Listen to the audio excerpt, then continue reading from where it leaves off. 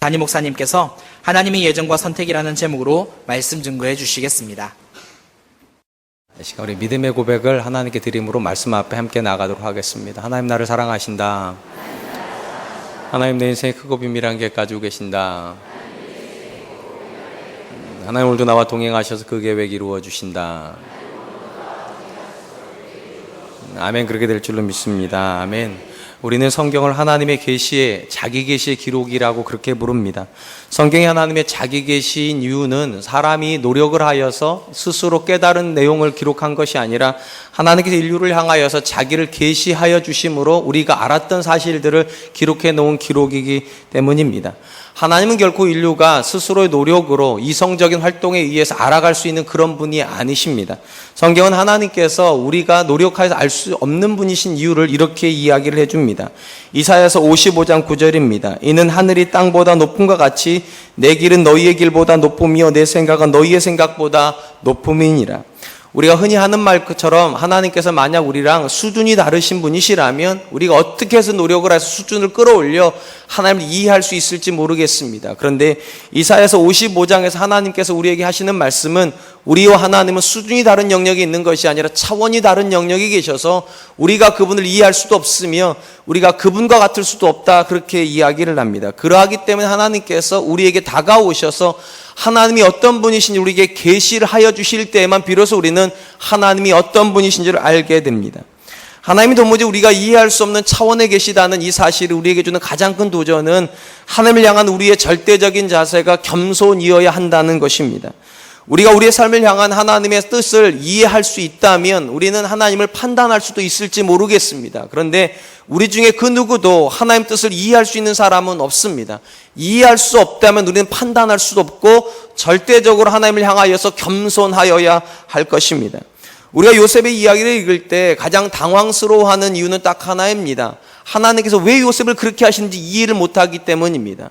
야곱에게 12아들이 있는데 그 12아들 중에 가장 믿음 좋은 아들은 11번째 아들 요셉이었습니다. 우리의 상식으로는 가장 믿음이 좋은 아들이라면 가장 평안한 길, 가장 성공하는 길로 요셉을 인도해야 될 것 같은데 우리의 생각과 정반대로 하나님 요셉에게 고난을 주십니다. 그냥 고난이 아니라 형들에게 배신당하는 고난, 그리고 애굽의 종으로 팔려가는 고난, 거기도 모자라서 감옥에까지 내려가는 그런 이해할 수 없는 고난을 주십니다. 아무리 생각해봐도 하나님이 좀 실수하시는 것 같습니다.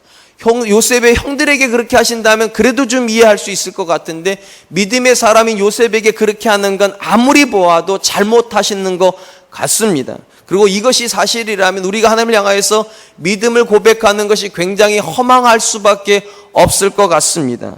그런데 이런 우리의 불편한 감정은 시간이 흘러가면서 요셉의 기록이 뒤로 가면서 조금씩 이해가 되기 시작하고 어느 순간 되면 고개가 끄덕여지는 그런 순간에 오게 됩니다. 요셉에게 일어났던 그 모든 일들은 우리와 차원이 다른 영역에 계신 하나님의 놀라운 계획 속에서 이루어졌던 일이기 때문입니다. 이런 요셉의 생애의 가장 하이라이트가 되는 고백은 요셉이 애굽에 내려온 지 22년째가 되던 해 형들을 만나고 그 형들에게 이렇게 이야기하는 장면입니다. 창세기 45장 7절입니다. 하나님이 큰 구원으로 당신들의 생명을 보존하시고 당신들의 우선을 세상에 두시려고 나를 당신들보다 먼저 보내셨나니. 요셉은 자신이 애굽으로 끌려온 이야기가 형들의 이야기가 아니라 하나님의 이야기라고 말을 하고 하나님께서 이해할 수 없는 그 모든 일을 이루신 이유는 우리가 보지 못하고 있는 미래까지 보고 계셨기 때문이라고 이야기를 합니다. 하나님은 가나안 땅에 기근이 들 것을 보고 계셨고 그 기근에서 이스라엘 백성, 그러니까 요셉의 가족을 살리기 위하여서 먼저 요셉을 애굽에 보내셔야 했다는 것입니다. 그리고 그 방법으로 형들을 사용하였다, 그렇게 고백을 합니다. 그런 점에서 우리가 아무리 믿음이 좋은 사람이라 할지라도, 그러니까 요셉도 22년 만에 깨달은 거니까 아무리 믿음이 좋은 사람일지라도 우리 인생에 일어나는 모든 일들을 이해할 수 있는 사람은 없습니다. 우리가 하나님께서 우리 인생에 하시는 일을 다 이해할 수 없다면 우리는 하나님을 판단할 수 없어야 할 것입니다. 근데 놀라운 것은 우리는 우리 인생에 일어나는 이해할 수 없는 일들을 자꾸만 판단하려고 합니다. 그래서 하나님 앞에 이렇게 얘기를 하죠. 하나님 왜 이러십니까? 내 자녀에게 왜 이러시고 우리 가정에게 왜 이러시고 우리 교회에게 왜 이러시냐고 그렇게 자꾸만 판단하려고 합니다. 근데 여러분, 우리가 요셉의 이야기에서 도전받는 것이 무엇입니까? 요셉은 놀랍게도 전혀 판단을 하지 않습니다. 형들이 자기를 파는데도 거기서 판단하지 않습니다. 종으로 팔려가는 현장에서도 판단하지 않습니다. 노예에서 또 감옥으로 죄수로 내려가는 상황에서도 그는 판단하지 않습니다. 왜 판단하지 않습니까? 자기가 모르는 일이기 때문입니다. 내가 아는 일이라면 판단해도 되는데 요셉의 입장에서는 자기가 모르는 일이에요. 분명히 여기에 하나님 뜻은 있을 터인데 그 뜻이 무엇인지 모르니까 알 때까지 판단하지 않고 겸손히 하나님과 동행하고 있는 모습을 보게 됩니다. 사랑하는 성도 여러분, 요셉의 이야기가 우리에게 주는 도전은 이것입니다. 우리 인생에 우리가 아는 일만 일어나지 않습니다. 아니, 엄밀히 말하면 우리가 모르는 일이 대부분입니다. 그리고 하나님께서 우리에게 기대하시는 건 이것입니다. 모르기 때문에 판단하는 것이 아니라 모르기 때문에 겸손하라는 것입니다. 절대적으로 하나님께서 선하신 뜻 가운데 인도하실 것이기 때문입니다. 오늘 우리가 살펴보게 될 주제는 예정론이라고 하는 주제입니다. 설교가 계속 진행되면서 느끼시겠지만 아마 이렇게 생각할지도 모르겠어요. 설교하는 목사도 모르고 설교하는 것 같은 그런 설교를 오늘 들으실지 모르겠어요. 왜냐하면 이 예정론이라고 하는 주제가 우리 인간의 지혜로는 이해할 수 없는 영역에 있는 지혜입니다. 쉽게 말하면 하나님의 지식이기 때문에 우리가 이걸 완벽하게 이해할 수가 없습니다. 그렇기 때문에 우리에게 절대적으로 요구되는 것은 절대 겸손입니다. 우리가 우리 인생에 일어나는 하나님의 선한 뜻을 다 이해할 수 없는 것처럼 똑같이 하나님의 말씀을 다 이해할 수 없는 것이 인간의 본질입니다. 그렇기 때문에 절대 겸손해야 되고 하나님께서 성령의 조명을 통하여서 우리에게 그 사실을 깨닫게 해주실 때까지 기다려야 할 것입니다. 아마 이 설교를 들으신 중에도 어떤 분들은 아직도 여전히 이 말씀이 잘 이해가 안 되실 수도 있습니다. 그러나 중요한 건 이것입니다. 우리가 이해를 못하는 것이 이제 하나님이 틀리신 것은 아닙니다. 그것이 절대 겸손입니다. 바울은 에베소 교회를 향하여서 1절과 2절에서 인사의 말을 하였습니다. 그리고 3절을 시작을 하면서 이렇게 고백을 합니다. 찬송하리로다. 하나님 곧 우리 주 예수 그리스도의 아버지께서 그리스도 안에서 하늘에 속한 모든 신령한 복을 우리에게 주시되, 3절부터가 본론이 시작이 되는데요. 시작하는 첫 마디가 무엇인가? 하나님은 찬양받으실 분이라는 것입니다. 여러분, 이 찬양의 고백이 왜 중요한가? 다른 거 다 모르겠고요. 가장 중요한 건 이거 같아요. 일단 이 본문이 어디서 기록이 되었다고 제가 자주 말씀드렸습니까? 감옥에서 기록이 되었습니다. 감옥에서 첫 중요한 말들을 내뱉는데 뭐라고 내뱉는가? 찬송받으실 하나님. 왜 이럴까요? 분명한 것은 에베소서의 내용 자체가 사도 바울이 깨달은 진리고요. 이 진리를 그들에게 말해주면서 첫 마디가 이런 거예요. 이 진리 안에 계신 하나님은 찬양받기에 합당한 분이시라고. 그럼 도대체 하나님 왜 찬양받기에 합당하신가? 거기 3절에 보니까 하나님께 우리에게 특별한 복을 주신답니다. 신령한 복을 주시는 분이시기 때문에. 그러니까 우리가 궁금한 건 이것입니다. 하나님께서 우리에게 주시는 이 신령한 복이라는 건 도대체 어떤 것인가? 우리가 이것을 깨닫고 이 복에 의해서 얻게 되는 것을 알게 된다면 누구나 다 똑같이 바울처럼 심지어 감옥에 들어가서도 찬송받으실 하나님 이렇게 찬양하게 된다는 것입니다. 일단 이 본문에 나오는 신령한 복은 두 가지 조건이 거기 안에 들어가 있음을 보게 됩니다. 첫째 조건은 이 복은 예수 그리스도 안에서 받는 복이라는 것입니다. 거기 이렇게 되어 있지 않습니까?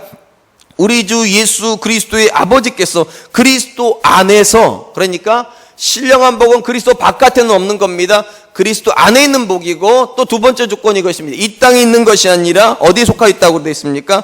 하늘에 속하여 있다고. 그러니까 그리스도 안에 있고 하늘에 속하여 있는 복이고, 진짜 중요한 내용이 맨 밑에 나옵니다. 우리에게 주시되. 이 주시되라고 하는 단어는 시제가 중요합니다. 어떤 시제로 되어 있는가? 과거형 동사로 되어 있습니다. 쉽게 말하면 이미 우리에게 주신 복이라는 것입니다. 그러니까 미래도 아니고 지금도 아니고 과거에 이미 그리스도 안에서 하늘에 있는 복을 우리에게 주셨다.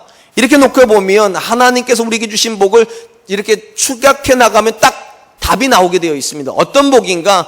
적어도 둘 중에 하나일 것입니다. 성령이시거나 또는 성령을 통하여 주신 모든 복을 포함한 것입니다. 그러니까 여기 나오는 성령의 여기 신령한 복은 절대적으로 누구랑만 연관이 되는가? 성령이랑밖에 연관이 안 될 것입니다. 왜 이런가 하면 우리가 요한복음 읽어보면 예수님께서 그를 믿는 자에게 주시는 선물이라고 말하는 건 딱 하나밖에 없습니다. 이렇게 되어 있어요. 요한복음 7장 39절. 이는 그를 믿는 자들이 받을 성령을 가리켜 말씀하시는 것이라. 그러니까 예수님께서 자기를 믿는 자에게 선물을 주시는데 어떤 선물을 주시는가? 성령을 주세요. 그리고 그 성령에 의해서 우리에게 모든 은사가 와요. 그러니까 성령 안에 모든 것들이 들어가 있다는 것입니다. 그리고 이 본문이랑 성령이 정확히 일치하는 이유도 여러분 잘 아신 대로 성령은 어떤 영이십니까? 예수 그리스도의 영입니다. 쉽게 말하면 예수 그리스도 안에서밖에 못 받는 겁니다. 절대로 세상에서는 받을 수 없는 영이 예수님이시고, 성령이시고, 이 성령은 땅에 속하 있는 영이 아니라 하늘에 속하 있는 영입니다. 더 중요한 것, 우리가 이 성령을 천국에 가서 받는 것이 아니라 이미 예수님을 믿을 때 이미 받은 영입니다. 그러니까 과거적인 고백도 정확히 일치하고, 하늘에 있다는 복이랑도 정확히 일치하고, 예수 그리스도 안에 있다는 복하고도 정확히 일치하는 복은 딱 하나밖에 없어요. 성령님이십니다. 그리고 사도 바울은 이렇게 말을 하는 것입니다. 이 성령 안에서 이후에 나오는 모든 내용을 깨닫게 되고, 이 모든 내용을 깨닫는 사람은 절대적으로 어떻게밖에 안 된다는 겁니까? 찬양하게 된다는 것입니다.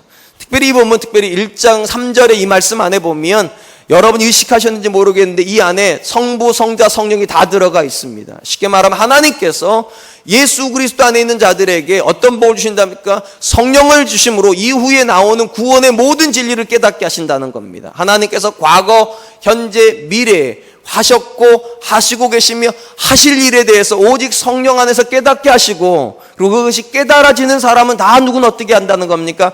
찬양하게 된다는 것입니다. 그렇다면 사도 바울이 성령 안에서 깨달은 구원의 가장 중요한 진리, 그로 하여금 찬양하게 만들었던 진리의 본질은 무엇인가? 일단 이렇게 시작을 합니다. 4절로 5절입니다. 곧 창세전에 그리스도 안에서 우리를 택하사 우리로 사랑 안에서 그 앞에 거룩하고 흠이 없게 하시려고 그 기쁘신 뜻대로 우리를 예정하사 예수 그리스도로 말미암아 자기의 아들들이 되게 하셨으니. 바울은 성도의 구원이 오늘이라고 우리가 살고 있는 시간 안에서 이루어진 사건이 아니라 놀랍게도 우리의 과거에 이루어진 사건이며, 더 놀라운 것은 우리가 이 땅에 오기 전인 창세전에 이루어진 사건이라고 이야기를 합니다. 한마디로 하나님이 세상을 만들기 전에 이미 저와 여러분들을 예정하셨고 그리스도 안에서 하나님의 자녀 삼으시기로 작정하셨다, 그렇게 이야기를 합니다. 사실 이런 바울의 선언은 우리에게 굉장히 불편함을 주는 것이 사실입니다. 왜냐하면 우리 대부분은 내가 예수님 믿었다고 생각을 한단 말이죠. 심지어 몇 년 몇 월 며칠을 믿었다고 하는 분도 나오세요. 정확하게 내가 그 시간에서 예수님 믿었다 이렇게 얘기를 하는데, 사도 바울은 지금 뭐라고 말하는가? 그게 아니랍니다. 몇 년 몇 월 며칠을 여러분이 믿은 것이 아니라 창세전에 하나님께서 여러분을 하나님의 자녀 삼으시기로 먼저 결정하셨답니다. 이것이 구원의 본질이라고 그렇게 얘기를 합니다. 근데 여러분, 이런 이야기는 어딘지 모르게 우리에게 불편함을 주는 이유는 또 하나가 있습니다. 여러분, 만약에 하나님께서 우리를 예정하셨기 때문에 우리가 구원받은 거라면, 반대로 뒤집어 놓고 보면 누군가가 구원을 못 받은 이유는 뭡니까? 그러면 그들에게는 예정이 없었기 때문이겠죠. 논리적으로 말하면. 그러면 누군가에게 예정이 없어서 구원을 못 받았다면 그 사람이 구원 못 받은 건 누구 책임입니까? 하나님 책임이에요. 그럼 이게 논리적으로 안 맞잖아요. 우리 굉장히 불편해요, 사실은. 예정론을 빼놓고 말하면 굉장히 쉬워진다니까요. 우리가 왜 구원받았으면 믿었으니까. 저들은 왜 구원 못 받았으니까 안 믿었으니까. 이러면 굉장히 쉬울 텐데, 사도 바울이 지금 뭐라고 말을 해놨는가? 우리가 믿은 게 아니랍니다. 안 믿은 거죠, 물론. 근데 그거보다 먼저 있었다는 거. 예정이 있었기 때문이라고. 근데 우리는 좀 심보가 나빠가 이걸 뒤집어서 꽈봐요, 그러면. 그럼 저들은 사람 왜 못 믿는가? 예정이었기 때문에 하나님이 안 믿게 하신 거네, 그러면. 이렇게 놓고 보면 성경이 막 꼬여버립니다. 그리고 또 더 중요한 건 이것입니다. 이걸 어떻게 설명해내야 됩니까, 도대체 그러면? 일단 이 어려운 문제를 풀기 이전에 쉬운 문제부터 일단 풀어야 될 것 같습니다. 우리가 믿은 겁니까? 하나님이 선택한 겁니까? 우리의 선택입니까? 하나님의 선택입니까? 이거부터 풀도록 하죠. 답을 말씀드릴게요. 성경 안에는 이 두 가지가 다 나옵니다. 하나님이 우리를 선택했다는 이야기도 나오고 사람이 하나님을 선택했다는 얘기도 다 나와요. 두 가지가 다 나옵니다. 예를 들면 하나님이 우리를 선택하였다는 이야기가 성경의 주된 관심이에요. 일단 예수님께서도 그렇게 얘기를 하셨습니다. 요한복음 6장 44절입니다. 나를 보내신 아버지께서 이끌지 아니하시면 아무도 내게 올 수 없으니 오는 그를 내가 마지막 날에 다시 살리리라. 여기도 보면 이렇게 되어 있어요. 우리가 하나님 앞에 간 게 아니랍니다. 우리가 예수님 앞에 간 게 아니라 하나님께서 우리를 예수님께로 끌어당기셨대요. 구원의 주체가 누굽니까? 하나님이에요. 예수님이 하신 말씀이에요. 그러니까 예수님 안에서도, 예수님의 구원 개념 안에도 하나님이 우리를 먼저 아셨다는 내용이 들어가 있습니다. 심지어 이 내용은 신약에만 나오는 내용이 아닙니다. 구약에도 똑같이 하나님이 먼저 우리를 아셨다는 내용이 나옵니다. 대표적인 구절이 두 구절인데요. 하나는 다윗이 쓴 구절이고 또 하나는 예레미야가 쓴 구절입니다. 연속으로 읽어드릴 테니까 한번 들어보시기 바랍니다. 시편 139편 16절입니다. 내 형질이 이루어지기 전에 주의 눈이 보셨으며 나를 위하여 정한 날이 하루도 되기 전에 주의 책에 다 기록이 되었나이다. 예레미야 1장 5절 내가 너를 모태에 짓기 전에 너를 알았고 내가 배에서 나오기 전에 너를 성별하였고 너를 여러 나라의 선지자로 세웠노라. 여러분, 우리가 바울의 이야기, 예수님의 이야기, 그 다음에 구약의 다윗과 예레미야 이야기를 종합해 놓고 보면 구원은 누구의 사건입니까? 하나님의 사건입니다. 하나님이 저와 여러분을 이 땅에 오기 전에 이미 아셨고 이미 아신 저와 여러분을 예수님께로 끌어당기신 분이시고 끌어당겼기 때문에 구원이 일어났다는 거. 이것이 성경 전반에 흐르는 구원론입니다. 그러면 우리는 도대체 뭐 한 겁니까? 가만히 있다가 구원받은 겁니까? 소토성경 그렇게 얘기를 하잖아요.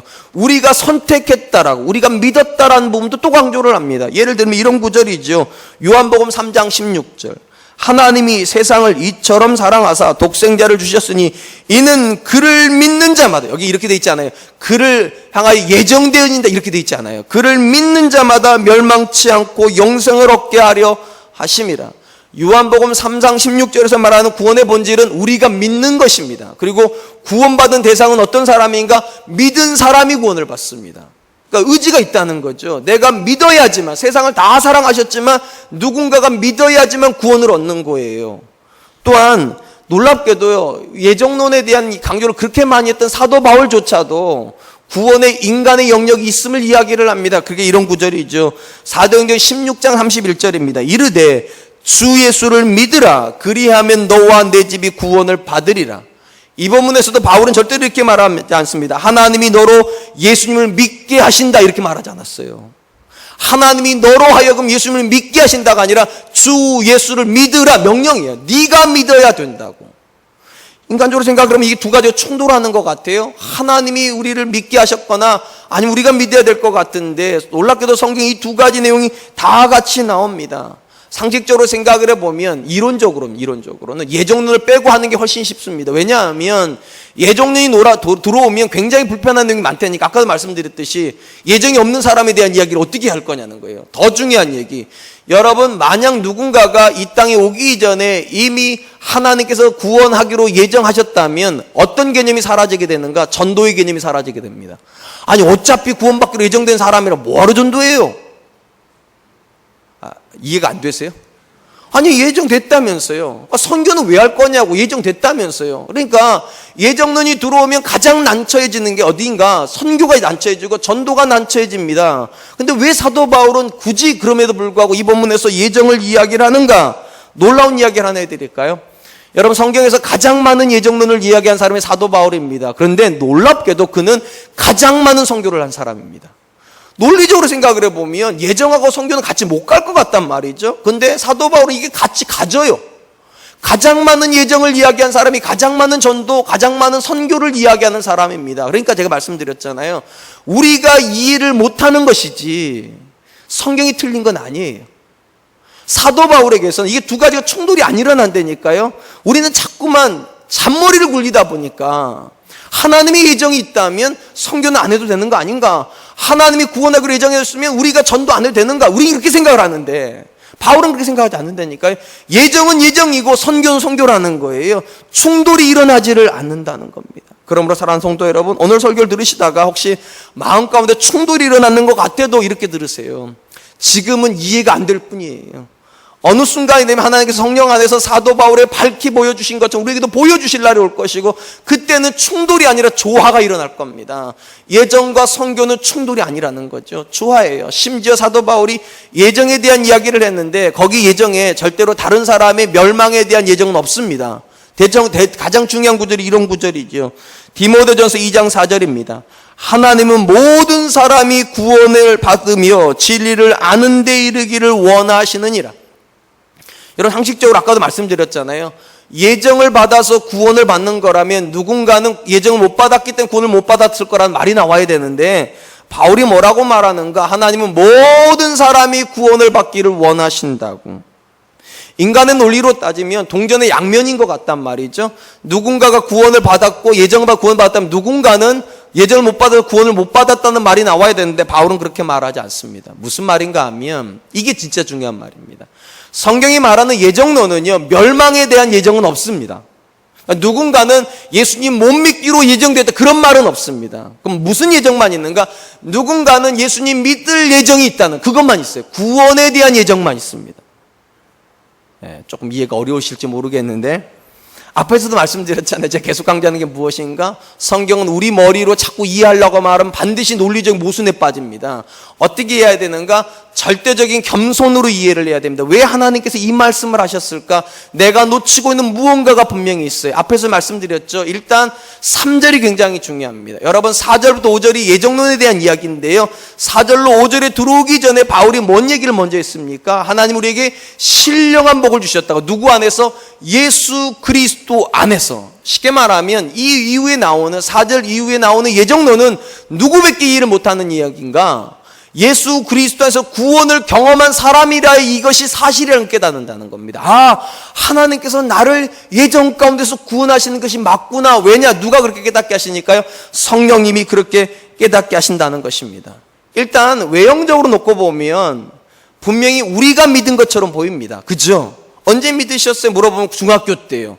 모태신앙이에요. 아니면 결혼하거나 다 시점이 있어요. 내가 믿은 것 같아요. 그런데 여러분 놀라운 것은 우리 안에 성령이 들어오시고 그 성령에 의해서 우리가 하나님과 교제가 깊어지고 말씀을 경험하면서 놀라운 걸 깨닫게 된다는 겁니다. 내가 믿은 줄 알았는데 내가 믿은 것이 아니라 하나님이 나를 믿을 수밖에 없는 상황으로 몰고 오신 거구나. 그리고 나서 얘기하는 게 무엇이냐. 이렇게 나 한 사람이 아니라 인류가 지금 믿고 있단 말인가. 여러분 한번 생각해 보세요. 나 한 사람 때문에 이 역사를 바꾸려면 얼마나 복잡하겠어요. 그럼 언제부터 이 역사가 시작되었다고 말을 해야 되겠습니까? 창세전부터 역사가 시작됐다고 말해야지만 이 시점이 이해가 되는 거예요. 그러니까 바울이 이렇게 말을 하는 거예요. 우리의 구원을 돌아보면 누구나 부정할 수 없는 게 있다는 거예요. 내가 믿지 않은 건 아니지만, 내가 믿은 건 맞지만 정말로 내가 믿은 거냐는 거예요. 하나님께서 창세전부터 오늘의 여러분을 기억하시면서 역사를 만들어 오시고 여러분의 주변상을 만들어 오셔서 그걸로 밀고 가시는 거예요. 몰고 가시는 거죠. 그 장소에 갈 수밖에 없도록, 그 사람을 만날 수밖에 없도록, 그 사건 앞에 설 수밖에 없도록 만드셔가지고 결과적으로 우리로 믿음을 고백하게 한 거죠. 그것이 예정론이라는 거예요. 그러니까 구원받은 사람만이 아는 거예요. 자기 구원을 설명할 때 어떻게 왜 설명이 안 되는가? 하나님이 창세전부터 나를 아셨다라고밖에 설명이 안 되는 거예요. 사랑하는 성도 여러분, 우리의 구원은 절대로 쉬운 구원이 아닙니다. 왠지 아십니까? 오늘 결정된 게 아니기 때문이에요. 어쩌다 보니까 내가 예수님 믿은 게 아니에요. 어쩌다 보니까 사랑과 은혜께 다닌 게 아니에요. 놀랍게도 바울이 이렇게 하는 말이에요. 창세전부터 설명을 해야 된다는 거예요. 그래야 오늘의 내가 설명이 됐다고. 사랑하는 성도 여러분, 잘 한번만 생각해 보시기 바랍니다. 여러분들 안에 구원은 누구의 사건입니까? 여러분이 믿은 겁니까? 그럼 여러분 자랑해도 됩니다, 구원은. 근데 여러분 성경이 말하는 구원은요 절대로 은혜의 사건입니다. 왠지 아십니까? 우리가 한 일이 아니기 때문입니다. 하나님이 여러분들을 하나님의 자녀 삼으려고 기가 막힌 방법으로 역사를 움직여 오셨다니까요. 오늘의 이 시점에 여러분이 안 태어나셨으면 절대로 예수 못 믿으실 거니까 이때 태어나신 거고요. 사랑과 은혜교를 안 다니면 죄송해요 이렇게 말해가지고 믿음이 성장할 수 없기 때문에 여기다 집어넣어 놓으신 거예요. 그러니까 바울이 그 모든 걸 보고서 시작하는 말이 찬송하리로다요. 이게 어떻게 이것이 인간의 논리로 설명이 되냐는 거예요. 어떻게? 특별히 여러분 이 예정론을 유난히 강조한 사람이 사도 바울이라고 말씀드렸지 않습니까? 여러분 왜 사도 바울이 이렇게 예정론을 강조했을까요? 답은 의외로 간단합니다. 자기 구원을 설명하기에는 예정론밖에는 답이 안 나오는 거죠. 여러분 잘 아시다시피 사도 바울은 본래 예수 믿으려고 한 사람이 아니죠. 그는 교회를 어떤 집단이라고 생각했습니까? 이단이라고 생각했어요. 유대교를 위협받는 이단이라고 생각을 하여 사람들을 잡아서 감옥에 가두고 교회를 해체시키는 사람이었습니다. 근데 놀랍게도 그가 다메섹 도상에서 누구를 만나버립니까? 예수님 만나요. 자기가 의도한 게 아니에요. 예수님이 자기 인생에 찾아와 버리셨어요. 그리고 안 믿으려고 했는데 안 믿을 수 없게 만들어가지고 믿어졌어요. 믿어진 거예요. 그러니까 사도 바울이 자기 구원을 설명하려다 보니까 자기 의지는 들어가 있지 않았단 말이죠. 자기는 오히려 반대 의지가 있었단 말이에요. 안 믿으려고 했는데 믿어져 버렸어요. 어떻게 설명하겠냐는 이 구원을요. 그러니까 사도 바울이 생각하는 건 이거죠. 그렇구나. 왜 다윗이 거기에 모태 들어오기 전에라는 얘기를 왜 했을까? 예레미야가 왜 내가 너를 짓기 전에 너를 알았단 말을 왜 했을까? 아, 나도 하나님께서 창세전부터 알아오셨던 거구나. 그래서 나를 그 다메섹 도상으로 밀고 가신 거구나. 다메섹 도상으로 안 갔으면 그는 예수님 못 만났습니다.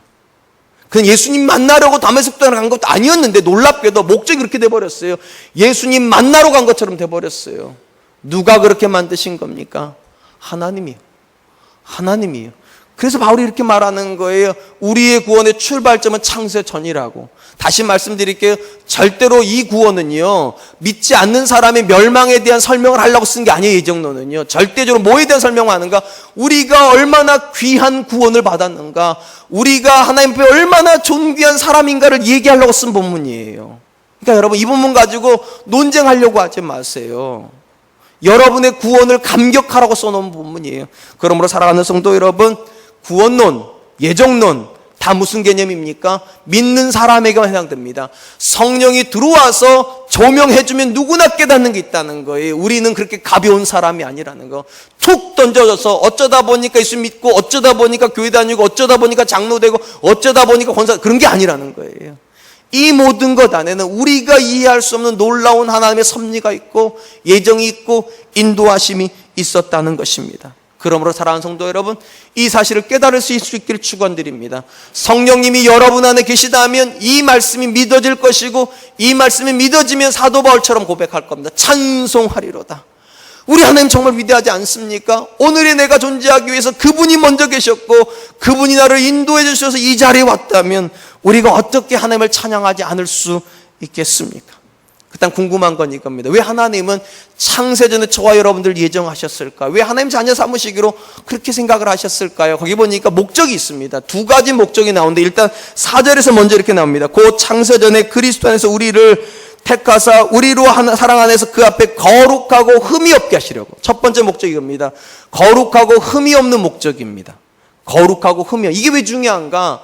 우리 일반적으로 예정을 이야기하고 구원을 얘기를 하면 사람들이 이걸 자유로움으로 생각을 합니다. 쉽게 말하면 내가 하나님 자녀 되었고 나 천국 백성 되었으니까 나 죽어서 천국 간다. 확실하다. 구원은 철회되지 않는다. 이 사실이 어떤 개념을 갖다 주는가? 아, 그러면 이제 편안하게 살아도 되겠네. 나 이제 천국 가니까. 이게 편안한 개념으로 와버려요. 이게 자유로 와버립니다. 그리고 쉽게 말하면 이런 거죠. 내가 어떤 죄를 지어도 하나님이 용서하시겠지. 이러다 보니까 구원이 뭐로 가버리는가? 자유로 가버려요. 근데 여러분 오늘 본문에서 바울이 말하는 게 뭔지 아십니까? 예정에 의해서 받은 구원은 자유로 가는 게 아니라 어디로 간다고요? 거룩으로 간답니다. 하나님 앞에 거룩한 삶을 살게 만든다. 그게 우리의 첫 번째 소극적인 목적이, 하나님 우리를 예정하신 소극적인 목적이에요. 그 다음 궁금한 건 이겁니다. 왜 우리는 자꾸만 분명히 성경은 우리에게 자유로움을 주는 책이 아니라 거룩함을 명령하는 책인데 왜 자유로움으로 갑니까? 잘못 이해하고 있는 게 있어요. 언젠가는 말씀드렸듯이 회개를 잘못 이해하고 있습니다. 우리는 회개를 이렇게 생각을 해요. 어떤 죄를 지어도 하나님이 용서해 주실 거니까 편안하게 죄 짓자. 그리고 주일날 가서 잘못했다고 하나님께 회개하자. 잘못한 게 조금 마음이 더 커지면 헌금을 좀 많이 하자. 이렇게 생각을 한단 말이죠. 근데 여러분 성경이 말하는 회개는 절대로 그런 개념이 아닙니다. 성경이 말하는 회개는요, 자유롭게 죄 짓고 와서 회개하는 것이 아니라 거룩하게 살려다가 죄 짓는 죄를 회개하는 거예요. 그게 회개예요. 그게. 근데 우리는 그런 개념이 없어요. 그냥 어떤 죄든지 용서받는다고만 생각을 해요. 그러므로 사랑하는 성도들 명심하십시오. 하나님이 여러분들을 창세전에 예정하신 이유는 자유롭게 편안하게 살다가 천국에 오라고 하는 그런 개념이 아니에요. 이 땅에서 주님 닮은 사람으로 살다가 천국 오라고, 거룩한 삶을 살다가 오라고 예정하신 것이라는 겁니다.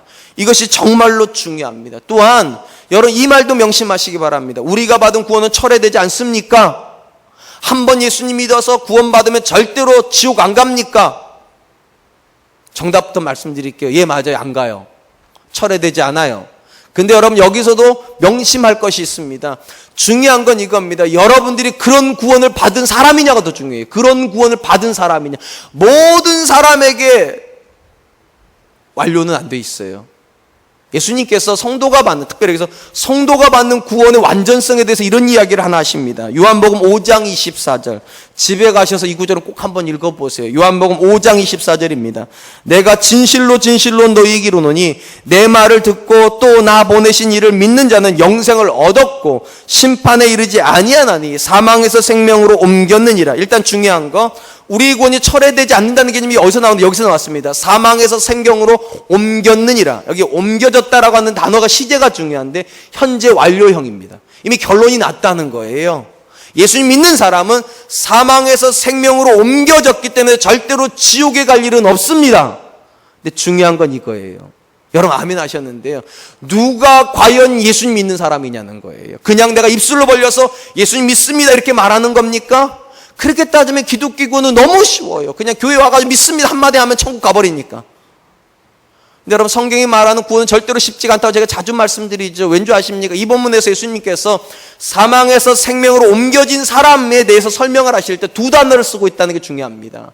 첫 번째 쓰신 단어가 뭔가 내 말을 듣고 할 때 듣는다는 단어입니다. 듣는다는 단어. 두 번째 단어는 뭔가 나를 보내신 이를 믿는 자, 믿는다는 단어예요. 그러니까 누가 예수님을 믿는 사람이냐? 말씀을 듣고 있는 사람이고 하나님을 믿는 하나님께 믿음을 드리고 있는 사람이에요. 더 중요한 건 이 두 단어의 시제예요. 어떤 시제가 쓰여졌는가? 과거형이 쓰여졌다면 굉장히 쉬울 것 같은데 현재형을 쓰고 있습니다. 여러분 헬라어에서 과거형은 단회적인 사건이에요. 한 번 듣고 한 번 믿음이 되는 거, 그런 거예요. 그런데 현재형이면 얘기가 달라집니다. 현재형은 뭐냐? 반복, 습관, 의지예요. 반복적으로 예수님 말씀을 듣고 있어야 되고 매 순간 하나님께 믿음을 고백하고 있어야 돼요. 그 사람이 예수님 믿는 사람이에요. 그리고 이런 사람이라야 사망에서 생명으로 옮겨진 거예요. 한번 잘 생각해 보세요. 매일같이 그 말씀을 듣고 있고 그 말씀을 따라서 믿음으로 삶으로 하나님 앞에 순종하고 있는 사람이 자유로울 수 있습니까?